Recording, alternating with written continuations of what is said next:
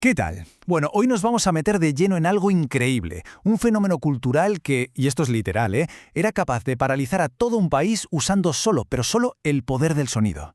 Vamos a viajar a la edad de oro del radioteatro argentino, que fue, en esencia, una auténtica fábrica de imaginación colectiva.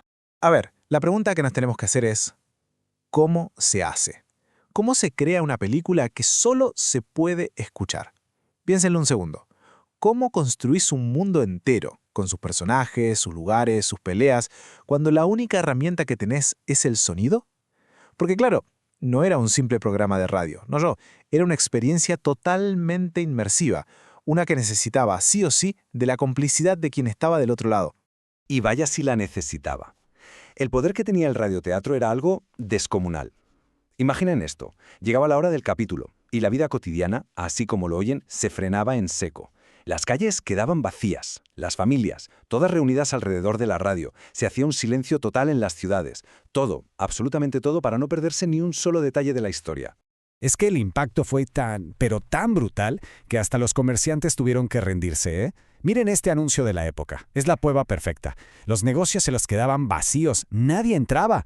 Así que, ¿qué hicieron? No les quedó otra. Tuvieron que instalar parlantes para que la gente pudiera seguir la novela mientras hacía las compras. Una verdadera locura. Y ojo, que este fenómeno no fue para nada una casualidad. Como bien dice el experto Jesús Martín Barbero, en Sudamérica los maestros del radioteatro fueron los argentinos. Se convirtió en la gran pionera del género, pero, claro, la pregunta del millón es ¿por qué? ¿Por qué justo acá? ¿Qué pasó? ¿Qué se juntó para que surgiera algo así? Bueno, vamos a ver un poco las raíces, cómo se fue cocinando todo esto. Porque claro, el radioteatro no apareció de la noche a la mañana. Fue el resultado de una combinación muy especial, una mezcla de tecnología y tradición. Una especie de tormenta perfecta, si se quiere. Es que se juntaron dos cosas clave. Por un lado, la tecnología. Argentina era punta de lanza en radio, de los primeros países en tener transmisiones musicales, publicidades, todo. Y por el otro lado, una tradición cultural fuertísima de teatro popular. Esto venía del melodrama, del circo criollo, de esas novelas por entregas, los famosos folletines. Entonces, ¿qué pasó? La radio le dio a toda esa tradición un escenario nuevo, gigante, masivo. Fue el combo perfecto. Bien, y ahora vamos a la construcción, a la anatomía de esta ilusión. Para mí, esta es la parte más fascinante de todas. ¿Cómo lo hacían? ¿Cuál era el truco? Vamos a desarmar un poco los elementos técnicos y artísticos que usaban para crear estas ilusiones sonoras que tenían atrapados a millones de personas. Y esta definición lo dice todo, es perfecta. El radioteatro era una película vista por alguien que no ve. Es que el objetivo no era solo contar una historia, ¿eh? La clave era hacer que el oyente la viera en su cabeza. Era literalmente cine para los oídos, un cine donde cada persona se convertía en su propio director de cámara. A ver, la receta para que un radioteatro fuera un éxito total se basaba en 4 ingredientes fundamentales. Primero, los personajes. Tenían que ser arquetipos, ¿viste? La heroína sufrida, el villano malísimo. Así se los reconocía al instante. Segundo, la actuación, que era súper exagerada. Los buenos lloraban sin parar, los malos sonaban realmente perversos, no había lugar para los grises. Tercero, los efectos de sonido. Esto es genial. Muchas veces se hacían a mano, con objetos cotidianos, para darle realismo a la escena. Y cuarto, por supuesto, la música. Las famosas cortinas musicales, que eran esenciales para crear el clima y para marcar los cambios de escena.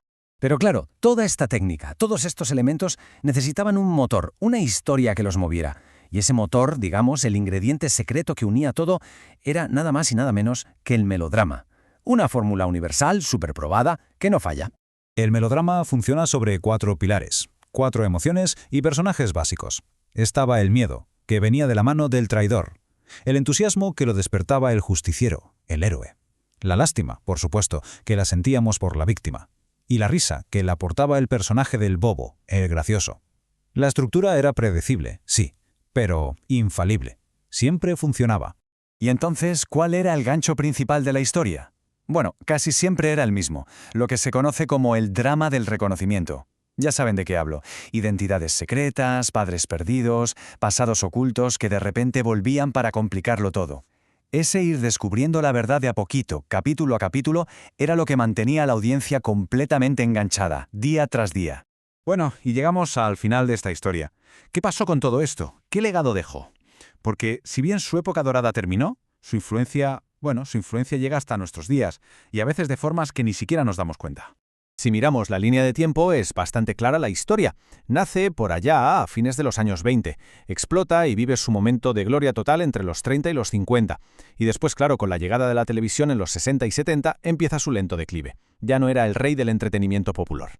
Y esto explica a la perfección lo que sucedió, porque el radioteatro en realidad no murió del todo. Su espíritu, su esencia melodramática, simplemente mutó, evolucionó. Encontró un nuevo hogar en la televisión y se transformó en el teleteatro, en la telenovela que conocemos hoy.